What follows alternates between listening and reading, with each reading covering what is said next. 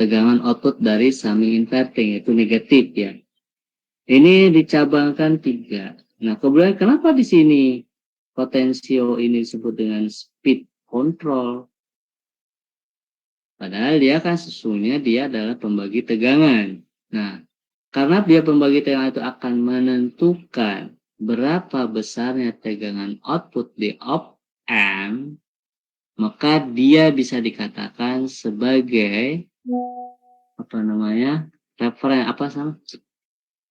setting point ya, setting point atau pengendali kecepatan putaran motor. Nah, dari mana kok bisa? Karena tegangannya di sini bisa diubah-ubah atau diatur ya lewat op-amp, keluaran op-amp di sini. Ini akan mempengaruhi, nah besar kecilnya ini ya. Ya, besarnya arusnya ya. Kemudian ini akan mempengaruhi pengisian dan pengisian kapasitor, timingnya, maka UJT juga clock, maka di sini pun akan mengatur ritme. Jadi ini akan membentuk gelombang kotak.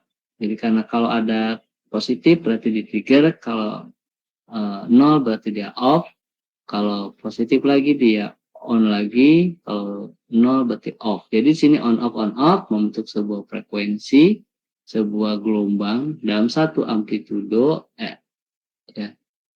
dalam satu amplitudo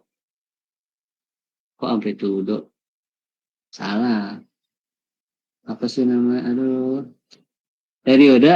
Nah, dalam satu periode ini berapa clock yang muncul gitu ya, on off gitu.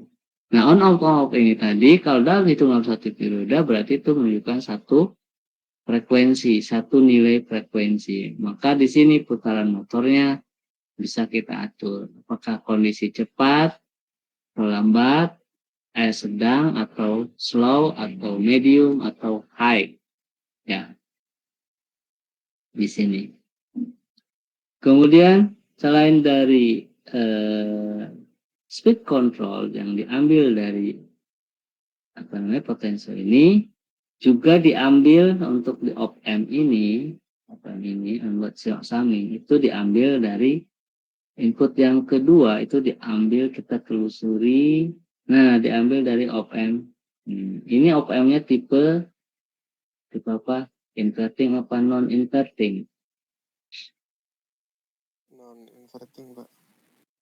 Ya, ini non-inverting. Nah, kalau non-inverting kan keluaran outputnya di sini positif ya. RF per RI positif. Nah, kalau positif, tadi saya menjelaskan tentang arah arus. Arusnya sekarang bukan ke dalam, beda dengan yang inverting. Berarti arah arusnya apa? Keluar.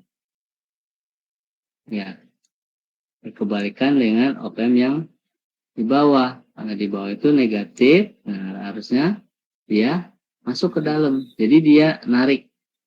Jadi kalau op-amp inverting dia narik. Tapi kalau op-amp non-inverting dia mendorong. Ya, didorong keluar. Kalau di non-inverting ini itu adalah ditarik. Ya, bedanya gitu ya. Kenapa ditarik? Karena ini negatif keluarannya. Kalau di sini positif yang di op-amp 2 ya. Ini ada tulisannya op-amp 2. Op-amp 2 itu dia mendorong. Sehingga dia ngambil tegangan di R berapa ini? R11 ya. R11.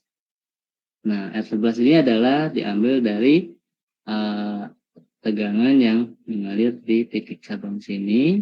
Di sini kan akan ada arus, ada potensio, pasti ada resistor, berarti ada tegangan. Lalu ditarik, harusnya ke sana. Nah, ini sejalan ya.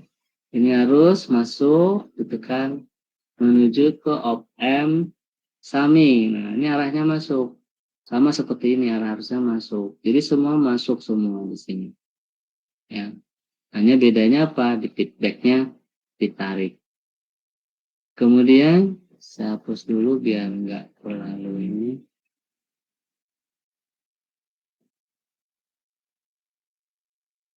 Kemudian satunya lagi yang di penguat op-amp yang ini, kita telusuri ini datangnya dari ini datangnya dari op-amp yang nomor 1 ini ya. Ini open 1. Nah, ini tipe apa? Inverting apa non inverting?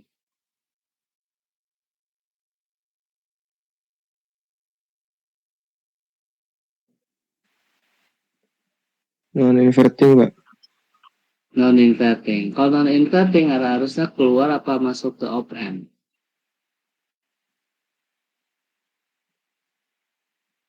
Harusnya keluar, Pak. Iya, keluar. Artinya dia mendorong arus keluar. Nah, kalau mendorong, berarti kita coba logikakan. Karena dia mendorong, ya. Jadi harusnya tuh keluar dari sini. Tuh, keluar. Menuju sini, keluar. Nah, sampai ujung sini harusnya masuk ke op-amp. Artinya, secara logika nggak bertentangan. Semua harusnya di sini masuk semua. Op-amp ya. Tetapi di bagian feedback dari op-amp inverting dia menarik. Jadi semua ketemu di titik ini yang disebut dengan virtual ground. Nah ini ya. Pernah dengar virtual ground? Sudah disampaikan apa yang S? Sudah kan? Jadi seolah-olah dia titik percabulan di RF dan R berapa itu R2, 3 dan R4 itu seolah-olah di situ ada virtual ground. Maksudnya apa sih virtual ground? Di situ ada titik terendah nilai resistansinya. Jadi bukan ada groundnya. Ground realnya nggak ada. Di situ titik terendah. Jadi kayak di sing itu disedot. Ya, semua tersedot di sing masuk ke situ karena yang paling rendah.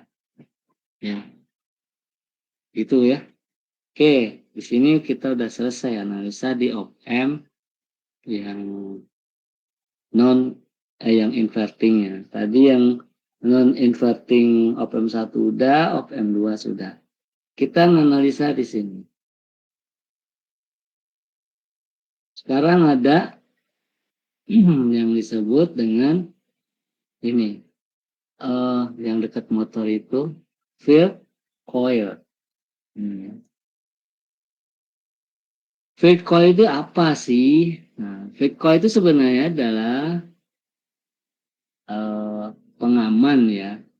Nah, di sini ada dioda D5 sama D6. Ini dioda apa? Fungsinya sebagai apa?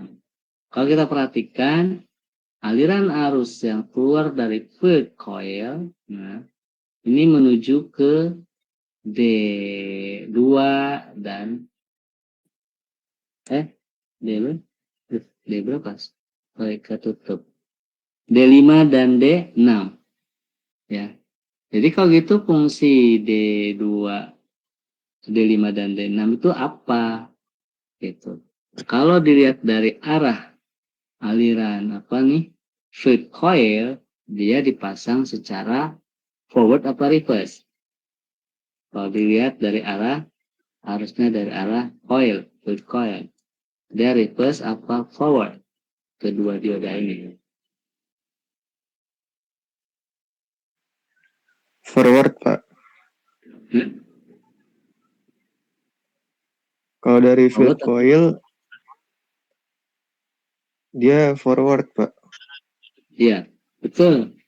Jadi arahnya dari pasang forward. Kenapa dia dikembalikan lagi ke sumber AC? Jadi kalau gitu fungsi dioda ini apa? D5 dan D6. Kira-kira apa? Supaya tegangannya nggak bisa ke field coil, Pak. Tegangan gimana maksudnya?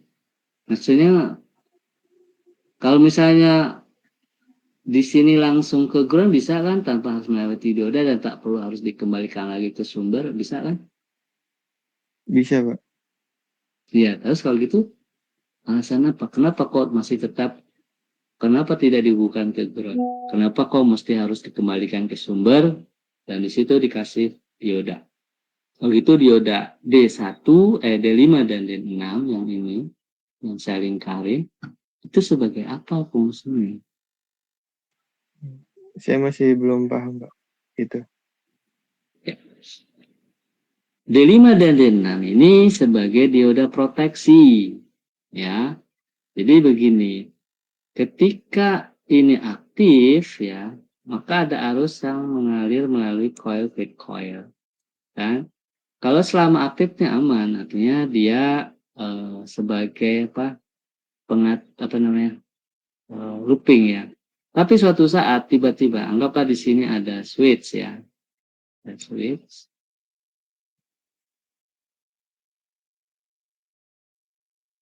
Nah, tiba-tiba switch ini kita buka. Kita buka berarti panelnya keluar ya. Ini kan on off ya. Nah, itu yang tadinya arus itu maju ya, semuanya kan arah maju semua nih dari sumber, dari mulai rectifier semua arahnya maju semua kan. Tadi kita udah analisa kan, semuanya arah maju semua, benar nggak? Iya, Pak. Nah, tiba-tiba switch yang dekat supply ini kita off kan, artinya kita putus. Artinya apa? Ketika arus itu, jadi kayak model hukum apa ya, hukum Newton 2. Jadi kalau ada sebuah gerakan movement, contoh kita naik kereta atau naik motor lah. Ketika naik motor, kecepatan badan kita dengan kecepatan motor itu kan sama, ya kan, seimbang, ya kan. Tapi tiba-tiba kita ngerem. Mestinya ngerem itu kan badan kita kan kejengkang ke belakang ya. Tetapi malah justru kita maju gitu kan. Benar nggak?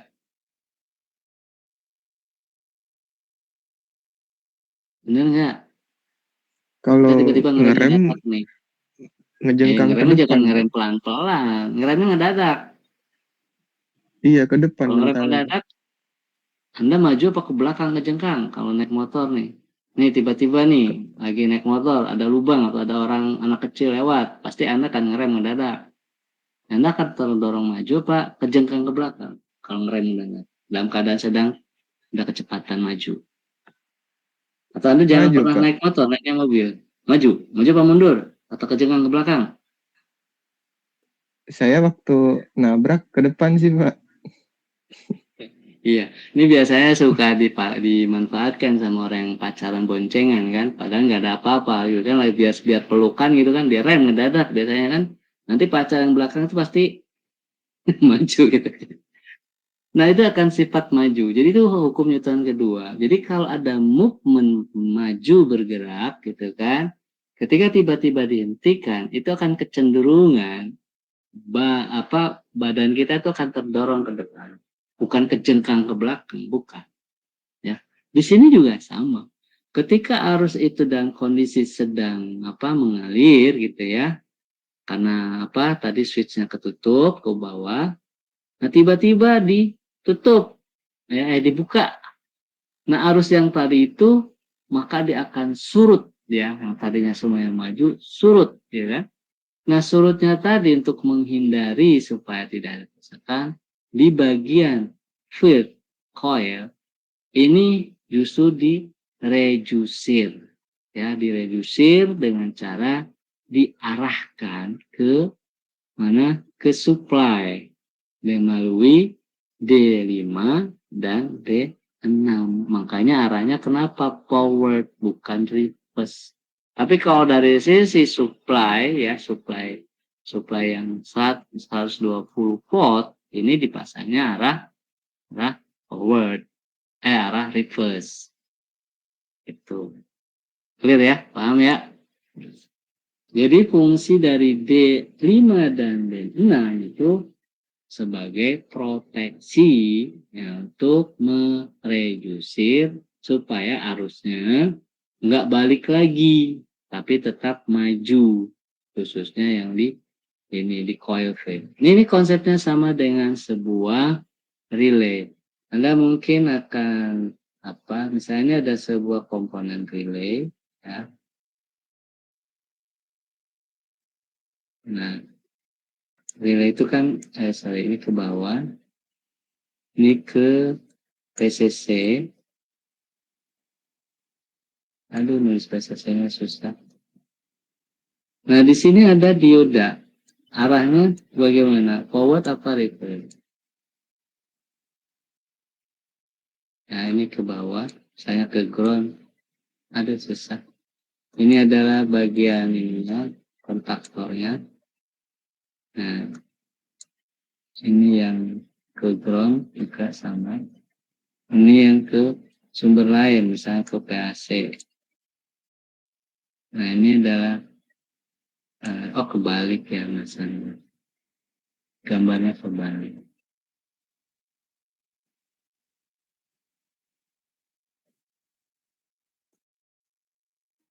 Kelihatan nggak saya menggambarkan begini? Kira-kira terilustrasi nggak?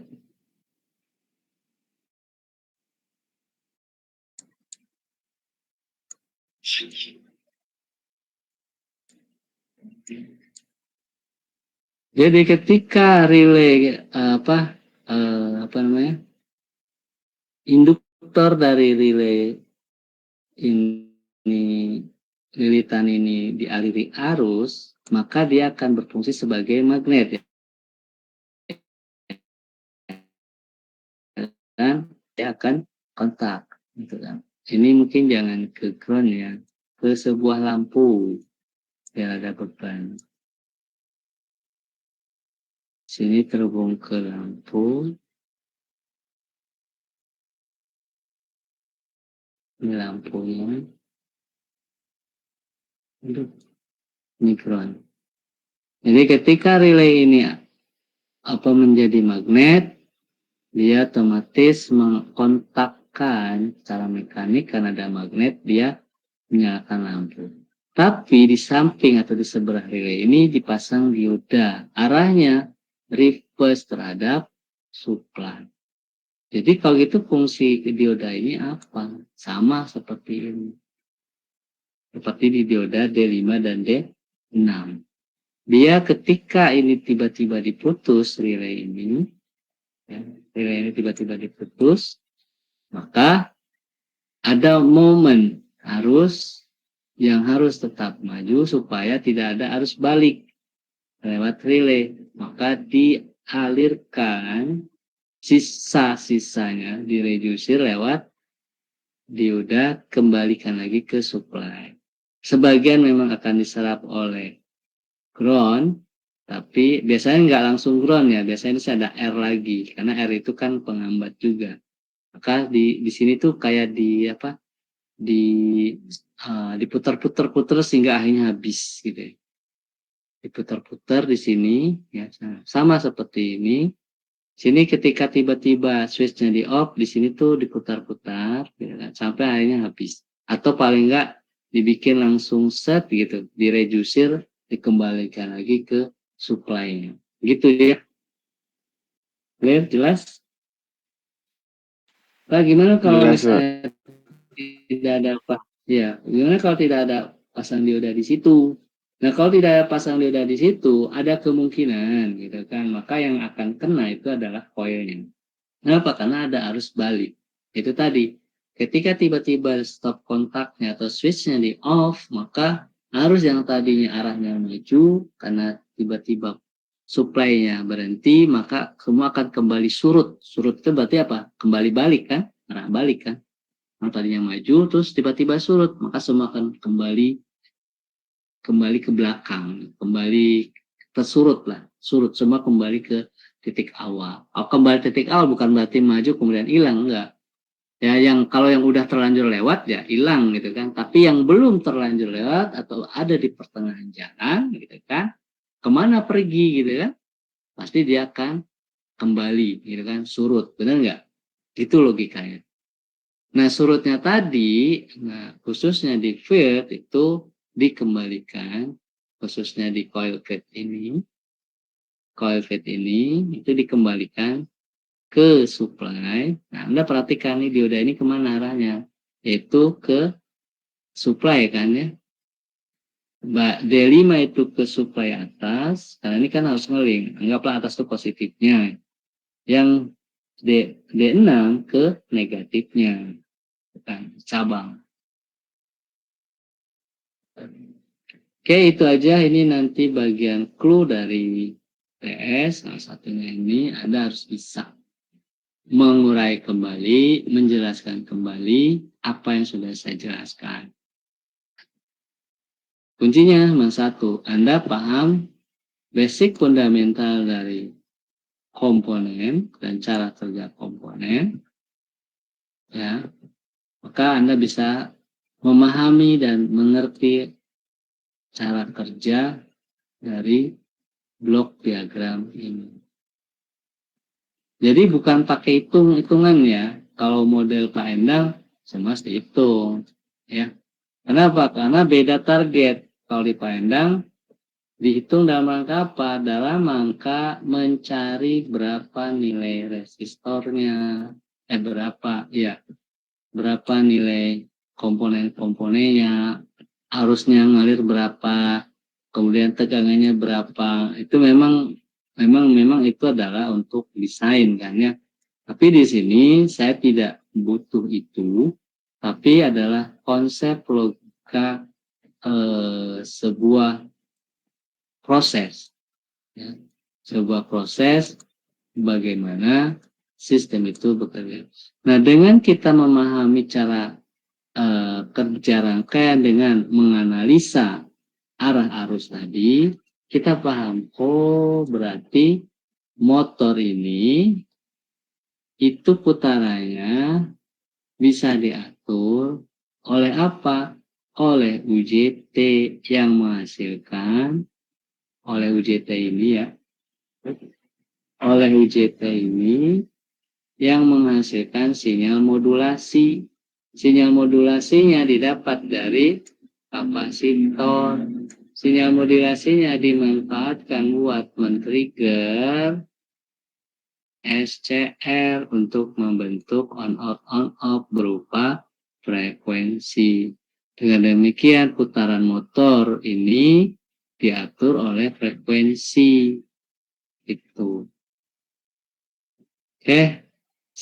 Tadi DC ya, kemudian kita ke AC. Itu ditonton videonya. Nah, untuk AC itu adalah, ini kebetulan motornya kita pakai motor 3 fasa ya. Ditandai dari mana? Dari suplainya ada 3, 1, 2, dan 3 itu A, B, C. Nah, ini sebenarnya sinyalnya itu dibentuk oleh sinyal DC. Jadi AC yang hasil konversi sinyal DC. Jadi sumbernya pertama AC, ini AC satu fasa. Lalu karena ini adalah komponen-komponen di dalam inverter ini, blok inverter ini semuanya komponen-komponen DC. Dia tidak bekerja dalam AC. Karena itu perlunya rectifier untuk mengubah dari AC menjadi DC. DC di sini belum DC murni. Jadi DC-nya masih ada ripple. Jadi baru hanya mengubah polaritas ya. Karena di sini kan polaritasnya di sebelum masuk rectifier itu kan adalah positif, negatif. Seperti ini kan. Ini positifnya, ini negatifnya. Setelah melewati rectifier, yang negatifnya sudah nggak ada. Semua jadi positif semua, tapi masih ada ripple. Kemudian melalui DC-link ini sebenarnya filter, ini DC-link. Maka tegangan di sini, keluaran dari DC-link itu sudah DC murni. DC murni itu apa? Sudah tidak ada ripple. Kalau di sini masih ada ripple. Jadi sini sudah clear ya. Nah, kalau misalnya dari dioda dari rectifier langsung ke komponen inverter yang merupakan notabene ada komponen DC, ini akan bermasalah. Mungkin tidak bekerja, mungkin bisa merusak. Karena itu perlu ripple-nya dihilangkan dengan menggunakan filter.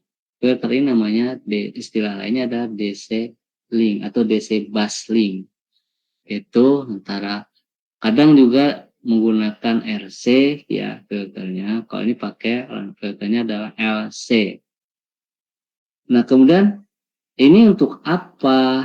Nah, sinyal input dari AC supply ini adalah memang untuk supply dari ininya, dari keluaran tegangan di emitornya ya, di sini ya.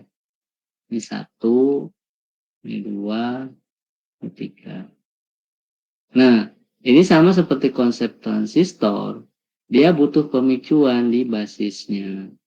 Nah, pemicuannya berasal dari mana? Dari base driver yang diambil dari sinyal controller. Sinyal controller yaitu dapat referensinya itu dari operator control. Nah, operator control itu mungkin bisa setting point atau sebuah setting yang sudah kita buatkan programnya, ya, kemudian kita upload ya, kita uploadkan ke Arduino atau microcontroller sehingga menjadi satu list program yang dia akan rutin gitu kan, program itu dibaca. Kemudian, nah di sini kan sudah kita tetapkan nih, misalnya kalau ketemu belokan, ya misalnya ini robot ya, belokannya kemana? Misalnya mau belok ke kanan, berarti roda yang sebelah kanan putarannya dikurangi. Nah, putaran yang roda yang di sisi kiri tambah, otomatis pasti akan belok. Itu program. Jadi kita mengatur putaran keempat roda robot itu dengan mengatur putaran motornya. Nah, itu program yang bikin. Nah, ini berarti di sini akan menghasilkan sebuah pulsa modulasi.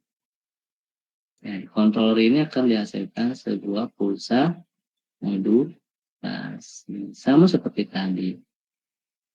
Nah, pulsa modulasinya untuk apa? Pulsa modulasinya untuk men-trigger basis dari transistor ini. Nah, transistor ini kita tidak lagi menyebutnya istilahnya transistor, tapi menyebutnya IGBT. IGBT itu adalah sejenis transistor, namun dia untuk arus yang besar. Nah, kalau transistor biasa itu mungkin skalanya miliampere. Kalau IGBT di transistor yang bisa kapasitas arusnya bisa lebih besar dari itu. Ya, mungkin bisa sampai 1. Nah, ini istilahnya dengan inverter. Kemudian di sini, karena ini adalah komponen DC inverternya, maka di sini akan membentuk gelombang kotak, tapi gelombang kotak tapi AC ya. Jadi pengertian AC itu bukan berarti harus selalu imajinasinya selalu sinus, enggak. Nah, di sini akan membentuk karena ini on off gitu ya. On off on off on off on off. Nah, itu ini kan polaritas positif. Pindah ke bawah. On off on off. Nah, setelah itu pindah lagi salah satu periode on off on off on off, terus bolak-balik ya. Dengan demikian ini kalau kita buat sebuah garis lurus, jadi seolah-olah dia membentuk sinyal C, sinyal sinus maksud saya. Jadi ini adalah dari AC ke DC lalu jadi AC lagi. Tapi AC-nya bukan AC sama persis atau murni seperti AC supply awal ya. Tetapi AC-nya adalah AC manipulatif dari sebuah sinyal DC. Jadi AC DC kembali lagi ke C. Nah, blok diagram ini namanya inverter. Nah, inverter itu banyak ditemukan barangnya di mana? Di mesin cuci. Kan ada mesin cuci inverter. Di mana lagi? Di air conditioner. Terus di mana lagi? Kalau di line produksi di pabrik itu di conveyor. Untuk apa? Untuk mengatur kecepatan conveyor. Dan ini bisa arah reverse maupun forward. gitu ya. Barangnya yang mana? Barangnya yang ini dia. Ya, barangnya yang putih, yang yang putih.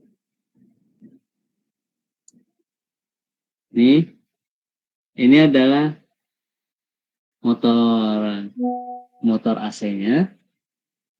Ini adalah inverternya. Jadi Anda nanti saat kerja di industri, ya, inverter ini Anda cukup membuka atau mempelajari buku modulnya. Di sana ada cara operasionalnya, bagaimana memprogram. Di sini ada tombol panah atas, panah bawah, kemudian ada enter, ada pilihan, cuma itu doang. Jadi tinggal diklik, klik, klik. Nanti sudah oke baru dimasukkan gitu kan, ditekan gitu kan. Kemudian klik lagi, jadi menunya tuh nanti turun, nanti kita pilih aja, semua terdisplay. Nanti kalau yang kita pilih sudah oke, kita tekan, artinya kita enterkan. Nah itu ada di buku petunjuknya. Untuk mengatur apa? Mengatur putaran. Contoh aplikasinya di mana? Mesin cuci, mesin cuci yang model drum, yang satu drum itu ya, di mana di situ Anda cuci, di situ juga Anda bisa ngeringin, bukan mesin cuci yang dua drum. Yang dua drum itu kan satu buat cuci, nanti kalau udah selesai baru dipindahkan ke mesin drum yang satunya buat ngeringin. Kalau ini enggak. Jadi kalau Anda perhatikan mesin cuci yang model seperti itu, yang berbasis inverter, pertama itu putarannya cuma sekali atau dua kali. Ya, cuma pus cuma dua kali, terus itu diem gitu. Sambil diemnya itu ada air yang ngalir. Air ngalir itu adalah air campuran dengan rinso. Tujuannya adalah untuk membuat konsentrasi supaya rinso atau ya rinsonya itu larut ke dalam air. Jadi airnya dikocok. Jadi kocokannya juga sebentar. Kemudian nanti muter lagi cuma 2-3 kali putar, kemudian diam.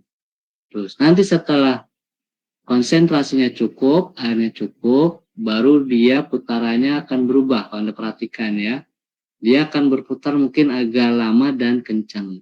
Lalu itu diam, putarannya arahnya forward. Setelah itu putarannya dibalik lagi, arahnya reverse. Jadi awalnya putarannya,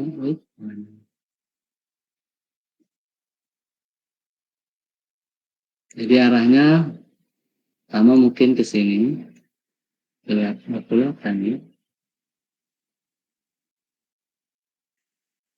Di arahnya saya arah, anggaplah ini saya jalan dengan jarum jam, kita katakan forward.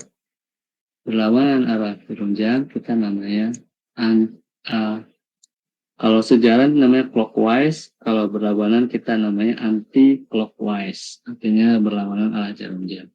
Nah ini bisa diarah putar-putar dan juga kecepatan jalan. Nah ketika proses pengucekan pencucian selesai, tahap berikutnya adalah pembersihan atau pengeringan. Biasanya di saat pengeringan, putaran mesin cuci itu akan dibuat high speed dan lama. Biasanya saat itu, gitu kan, kecepatan tinggi. Nah, artinya di situ dikatakan bahwa kok bisa ya mesin cuci itu bisa ngatur putarannya kiri kanan, arah forward, reverse, pelan, kenceng. Siapa yang ngatur? Yang ngatur adalah ini. Kita simpan programnya. Cara kerjanya adalah di sini. Nah, kita harus pahami ini karena kita orang elektronika. Walaupun nanti di lapangan kita akan dihadapkan hanya modul saja gitu. Tapi walaupun modul begini Anda harus paham, jangan sampai seperti tadi Anda dikasih kalkulator gitu kan, tapi tidak dikasih algoritma matematikanya. Anda kan bingung gitu kan. Ketika perkaliannya tinggi, kok ini gimana ya? Bingung kan. Saya 785 kali 103 berapa kok segini ya? Ini gimana konsepnya? Bertanya-tanya. Akibat apa? Konsep fundamentalnya tidak ada. Tapi kalau konsep fundamentalnya ada ya, saya yakin, emang begitu prosesnya. Nah, sama. Di sini juga seperti itu. Jadi Anda dikasih nanti ketemu sama orang seperti ini, pelajari modulnya, bagaimana mengoperasikannya. Nah, lewat itu. Tetapi cara kerjanya seperti itu. Bisa juga pakai ini, Sini inverter yang dimaksud di sini ya, inverter ini. Ini inverter. Saya rasa tidak include di sini ya. Nah, seperti itu. Nah, setelah itu kita coba tonton videonya.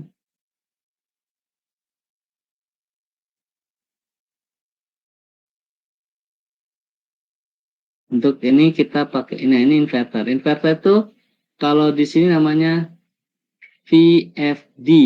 Nah, ini dia. VFD itu sama dengan inverter. Variable frekuensi D-nya apa? Driver atau device. Kita lihat aja ya. V-nya itu variable, F-nya itu frekuensi.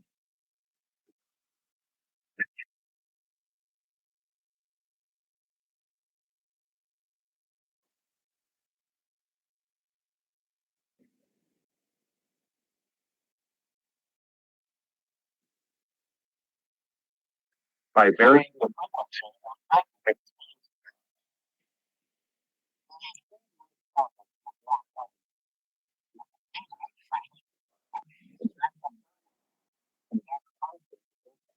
Ya, ini di sini, kok tiba-tiba di sini? Wah, berarti ada yang kelewat. Kita mulai dari sini ya.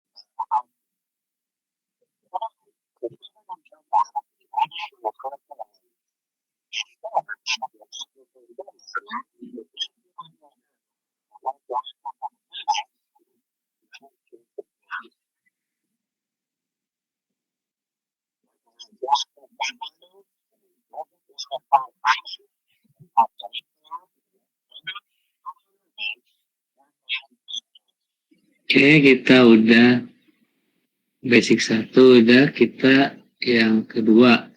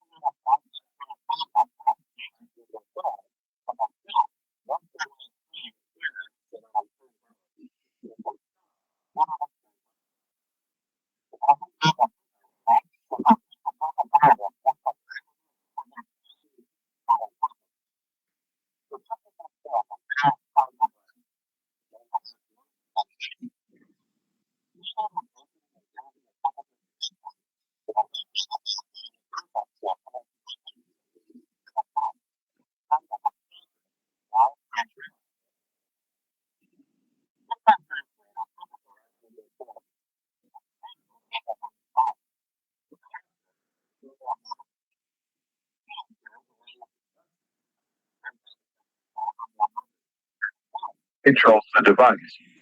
Hearing loss. The LGBT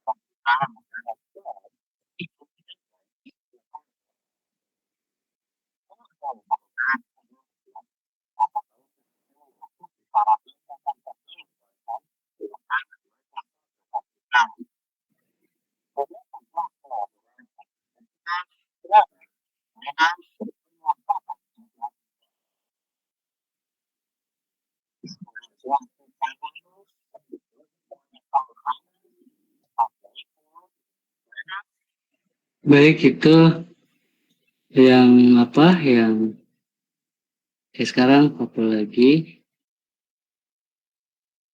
untuk di ke aplikasi industri ya.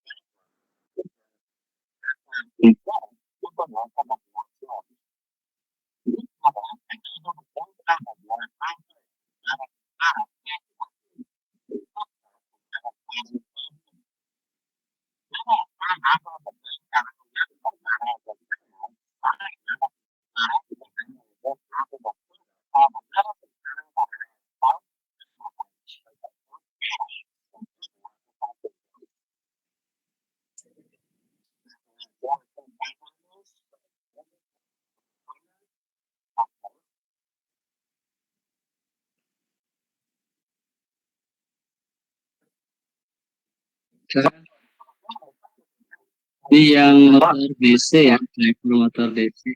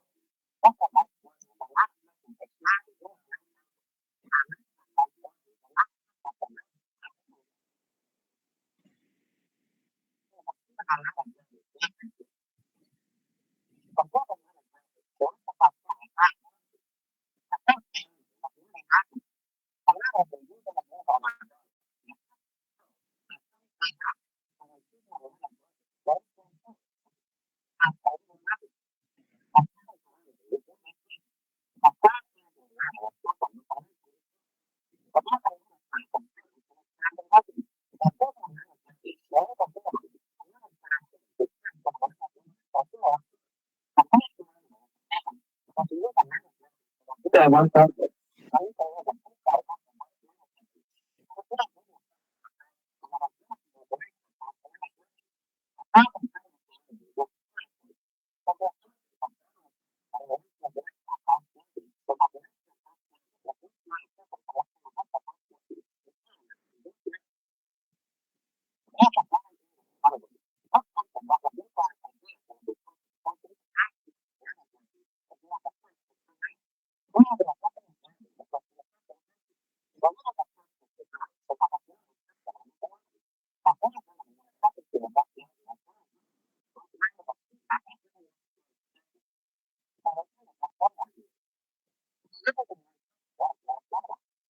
Oke, itu video yang keempat.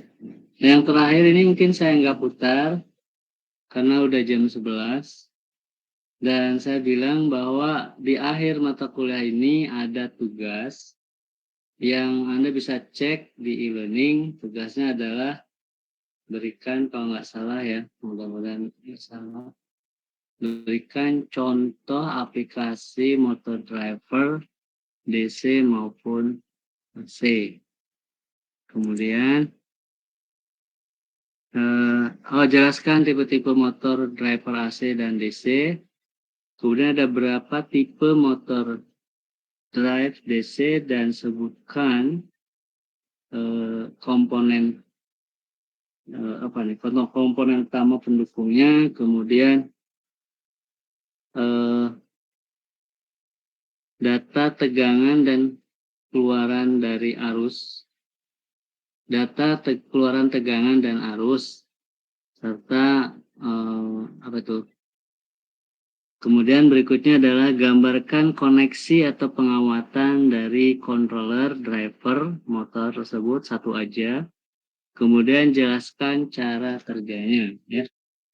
Ini waktunya 1 minggu dari mulai sekarang. Jangan sampai nggak ngumpulin. Kalau nggak ngumpulin, nah itu konsekuensinya berarti ada pengurangan nilai, yaitu nanti saat UAS akan ketahuan. Ya. Itu aja mungkin hari ini kita akhiri sampai di sini. Mas satu lagi, saya tadi cek di absensi yang hadir berdasarkan video di e-learning itu cuma ada 17 orang. Sementara jumlah absensi mahasiswa ada 23. Yang 2 memang tidak absen, berarti ada yang cuma nongol terus keluar. Karena itu saya mau absen ulang. Jika ternyata tidak ada sampai akhir mata kuliah, maka absensi yang sudah Anda lakukan di sana, saya akan batalkan dan dinyatakan tidak hadir.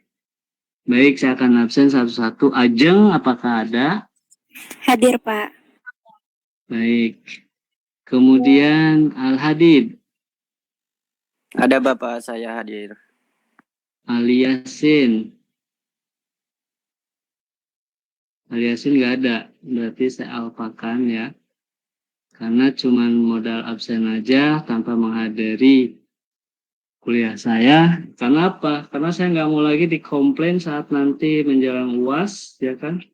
Anda request ke saya agar ada perbaikan, tetapi ketika kuliahnya nggak ngikutin gitu, kan jadi beban. Padahal mereka yang bermasalah, tapi saya harus tanggung jawab. Kedua, Anissa, berikutnya Anissa, ada nggak? Hadir, Pak. Baik. Desideria. Desideria ada? Tidak ada. Tidak ada, saya alfakan. Lalu Fauzi. Hadir, Pak. Baik. Lalu Ferli. Hadir, Pak. Baik. Berikutnya Ibnu. Saya, Pak. Hadir, Pak. Ibnu ada? Ada, Pak. Saya, Pak. Baik. Berikutnya Ivan. Lalu Mira. Mira nggak ada ya. Kemudian Muhammad Amar. Hadir, Pak. Baik. Muhammad maaf. Aldi. Ya. Maaf Pak, Ali Yasin ada Pak. Siapa? Oh, Ali Yasin maaf Pak ada. Ali Yasin. Iya Pak. Baik, saya kembalikan. Iya Pak. Muhammad Aldi ada? Kalau nggak ada nyaut berarti saya dianggap tidak ada. Muhammad Farhan? Saya, Pak. Hadir, Pak. Baik. Muhammad Keisha? Hadir, Pak. Hadir, Pak. Oke. Nabil? Nggak ada jawaban berarti tidak ada. Neva? Hadir, Pak. Oke. Raffi? Hadir, Raffi hadir. Oke. Saula? Saula tidak ada.